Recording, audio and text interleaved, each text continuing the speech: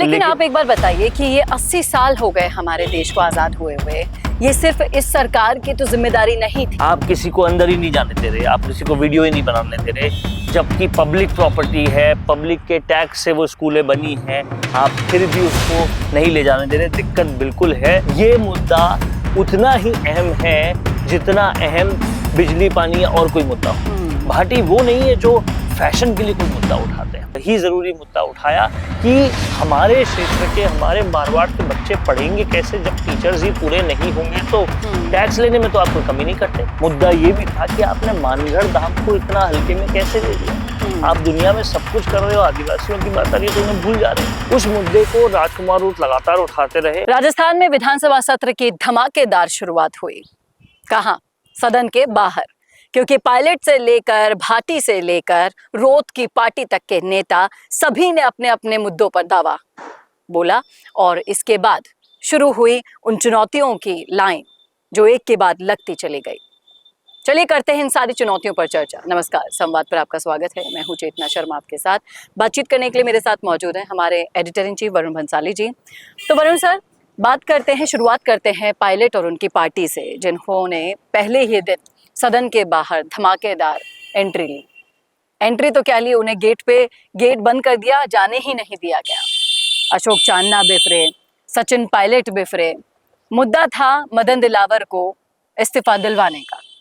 जिस तरह से अभी सरकार ने पूरी की पूरी शिक्षक फील्ड में, एजुकेशन फील्ड में बैन कर दिए गए हैं। मोबाइल ले जाने से आप कैसे रोकोगे, इस तरह के सवाल भी उन्होंने उठाए। तो क्या इस्तीफा मिल पाएगा? देखिए क्या होता है कि एक जब फैशन चलता है तो उस फैशन को फॉलो किया जाता है। जैसे धर्मेंद्र प्रधान का इस्तीफा हुआ, अब विपक्ष के पास ये फैशन स्वरूप एक काम आ गया कि अब लगातार हर जगह से इस्तीफा मांगा जा सकता है। और हालांकि बहुत सारी दिक्कतें हैं शिक्षण व्यवस्था में, जिसमें सबसे बड़ी दिक्कत यही है कि आप झरझर स्कूलों को छुपाने के लिए आप किसी को अंदर ही नहीं जाने दे रहे, आप किसी को वीडियो ही नहीं बनाने दे रहे, जबकि पब्लिक प्रॉपर्टी है, पब्लिक के टैक्स से वो स्कूलें बनी हैं, आप फिर भी उसको नहीं ले जाने दे रहे। दिक्कत बिल्कुल है। लेकिन आप एक बार बताइए कि ये 80 साल हो गए हमारे देश को आजाद हुए हुए, ये सिर्फ इस सरकार की तो जिम्मेदारी नहीं थी। बेसिकली आप देखिए, इससे पहले भी कई सरकारें आई गई हैं, पहले कांग्रेस भी आई है, फिर सबसे बड़ी बात यह है कि अगर इस्तीफा लेना है, अगर व्यवस्था की बात कर रहे हैं, तो सबसे बड़ा सवाल तो ये उठता है कि जिस सचिन पायलट ने उस गोविंद सिंह डोटासरा के खिलाफ गहलोत सरकार में पूरा मार्च निकाला था कि पेपर लीक क्यों हो रहे हैं, कैसे हो रहे हैं, आज वो उनके खिलाफ क्यों नहीं बोल रहे। और उससे भी बड़ी बात यह है कि क्यों नहीं सचिन पायलट से लेकर अशोक चांदना से लेकर सब लोग ये मुद्दा उठा रहे हैं कि 7 बच्चे अगर झालावाड़ की सरकारी स्कूल की छत गिरने से मरते हैं तो वो छत केवल भाजपा सरकार में नहीं बनी है। भाजपा सरकार का मंत्री भी इस्तीफा दे, उससे पहले जो मंत्री था उसको भी राजनीति में नहीं रखना चाहिए। कांग्रेस पहले उसको निकाल कर एक नजीर पेश करे कि हमने उसको हटा दिया प्रदेशाध्यक्ष के पद से, क्योंकि उसकी भी गलती थी। पहले आप तो खुद तो नजीर पेश करो। आप क्या बात करते हो? जिस अशोक गहलोत, पूर्व मुख्यमंत्री अशोक गहलोत का पीएसओ पकड़ा गया, उनके ओएसडी ने सब कुछ कह दिया। आज तक अगर सरकार ने उन पर कोई एक्शन नहीं लिया तो कांग्रेस ने भी तो कोई एक्शन नहीं लिया। कांग्रेस इस्तीफा ले उनका, कांग्रेस पार्टी से हटाए। यानी कि ये तो ये बात हो गई कि आप गुरुजी बैंगन खाए, दूसरों को शिक्षा दे। बिल्कुल। बात कर लेते हैं भाटी की। भाटी को भी पहले ही दिन उसी अंदाज में देखा गया जिस अंदाज के लिए वो जाने जाते हैं। रविंद्र सिंह भाटी ने एंट्री करी और उनके हाथ में एक तख्ती थी। तख्ती पर लिखा था कि इंटरव्यू जो प्रक्रिया है वो बंद कर। देखिए, रविंद्र सिंह भाटी इस मुद्दे को बहुत पहले से उठा रहे हैं कि बाड़मेर, जैसलमेर, शिव, इन सब क्षेत्रों में स्कूलों में इतनी ज्यादा नफरी कम है, जितने टीचर्स होने चाहिए वो उस तादाद से इतने ज्यादा कम है, तो बच्चे पढ़ेंगे कैसे। भाटी वो नहीं है जो फैशन के लिए कोई मुद्दा उठाते हैं, वो ये मुद्दा बहुत टाइम से उठा रहे हैं, लगातार उठा रहे हैं और उस पर कोई काम नहीं हो रहा तो वो लगातार उसको फॉलो भी कर रहे हैं। और विधानसभा में भी उन्होंने वही जरूरी मुद्दा उठाया, बजाय कि कोई पड़पंच की राजनीति करने के वही जरूरी मुद्दा उठाया कि हमारे क्षेत्र के, हमारे मारवाड़ के बच्चे पढ़ेंगे कैसे जब टीचर्स ही पूरे नहीं होंगे। तो टैक्स लेने में तो आप कोई कमी नहीं करते, फिर टीचर्स डालने में क्यों कमी करते हो। ये मुद्दा उतना ही अहम है जितना अहम बिजली पानी और कोई मुद्दा होता है। इसके बाद बात कर लेते हैं राजकुमार रोत की पार्टी के विधायकों की, जिन्होंने पूरे आदिवासी अटायर में एंट्री मारी और बोला कि मानगढ़ को अगर राष्ट्रीय स्मारक का दर्जा नहीं दिया गया, केंद्र ने मना कर दिया इसको राष्ट्रीय स्मारक का दर्जा देने के लिए, तो बड़ा आंदोलन दिया जाएगा। लगातार पहले ही दिन तीसरी ये आंदोलन की चेतावनी थी, इसको आप कैसे देखिए। आदिवासियों का मजाक, आदिवासियों का माहौल लगातार उड़ता जा रहा है और उन्हीं में से एक मुद्दा ये भी था कि आपने मानगढ़ धाम को इतना हल्के में कैसे ले लिया। आप दुनिया में सब कुछ कर रहे हो, आदिवासियों की बात आ रही है तो उन्हें भूल जा रहे हैं जी।